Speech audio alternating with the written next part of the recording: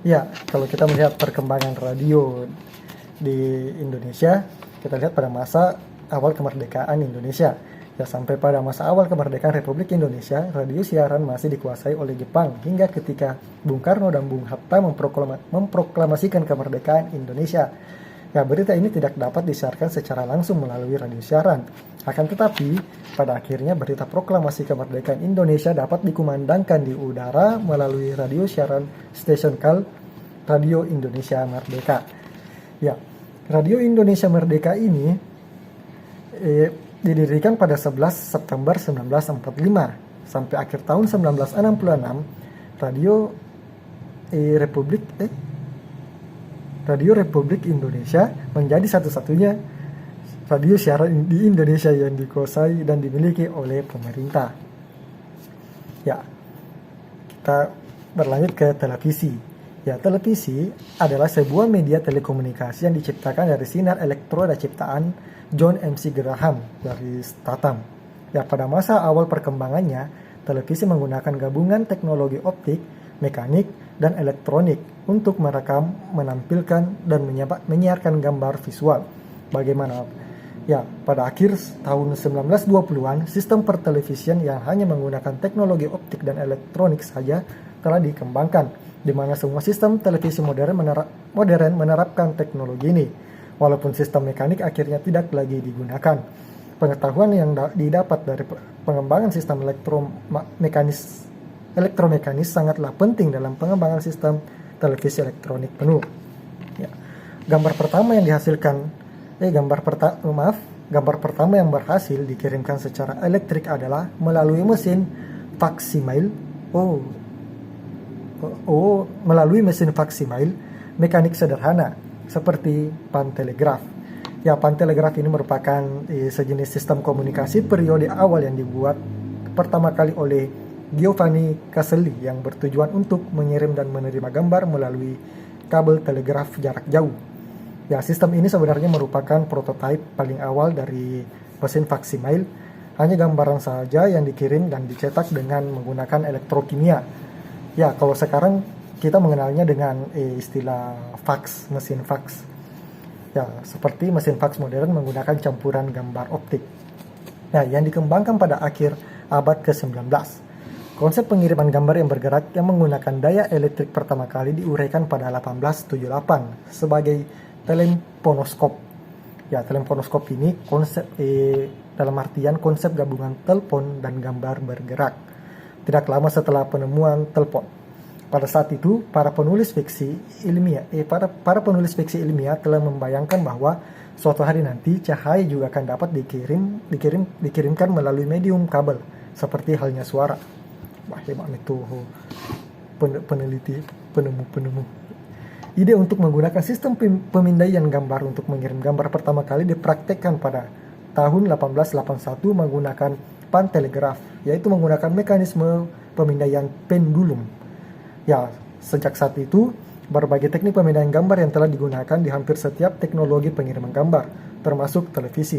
Inilah konsep yang bernama perasteran, yaitu proses mengubah gambar visual menjadi arus gelombang elektrik.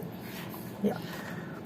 Kotak televisi pertama kali dijual secara komersial sejak tahun 1920-an, dan sejak saat itu televisi telah menjadi barang biasa di rumah, kantor bisnis maupun institusi, khususnya sebagai sumber kebutuhan akan hiburan dan berita serta menjadi media periklanan.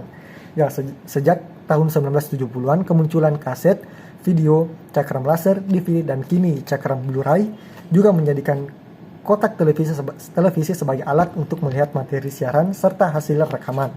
Ya, dalam tahun-tahun terakhir siaran televisi telah dapat diakses melalui internet. Ya, walaupun terdapat bentuk televisi lain seperti televisi sirkuit tertutup, tetapi jenis televisi yang paling sering digunakan adalah televisi penyiaran yang dibuat berdasarkan sistem penyiaran radio yang dikembangkan sekitar tahun 1920-an menggunakan pemancar frekuensi radio berkekuatan tinggi untuk memancarkan gelombang televisi ke penerima gelombang televisi. Ya, penyiaran TV biasanya disebarkan melalui gelombang radio VHF dan UHF dalam jalur frekuensi yang ditetapkan antara 54 MHz sampai 890 MHz. Kini gelombang TV juga sudah memancarkan jenis suara stereo ataupun bunyi keliling di banyak negara. Ya, hingga tahun 2000, siaran TV dipancarkan dalam bentuk gelombang analog.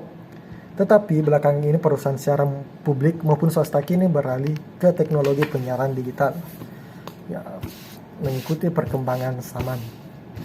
Ya, sebuah kotak televisi terdiri dari bermacam-macam sirkuit elektronik di dalamnya, termasuk diantaranya sirkuit penerima dan penangkap gelombang penyiaran. Ya, perangkat tampilan visual yang tidak memiliki perangkat penerima sinyal biasanya disebut sebagai monitor.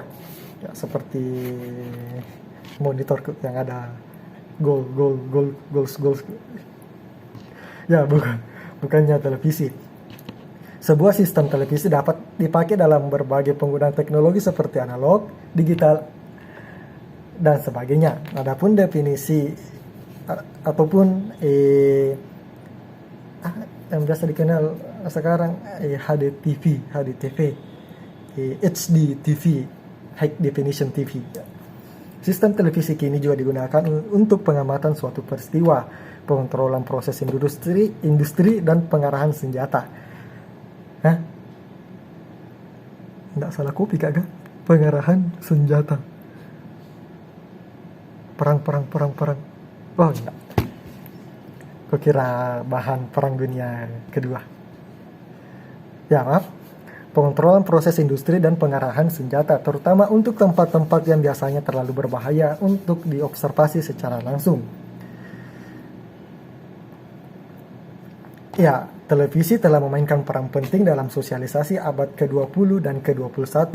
Pada tahun 2010, iPlayer digunakan dalam aspek media sosial dalam bentuk layanan televisi internet, termasuk diantaranya adalah Facebook dan Twitter. Kini banyaknya media sosial yang memasukkan program siaran televisi. Ya, itulah dari saya. Maaf Kak, videonya sudah melebihi batas minimal yang awalnya 2 menit. Sekarang sudah 14 menitan lah, 15 menit ya.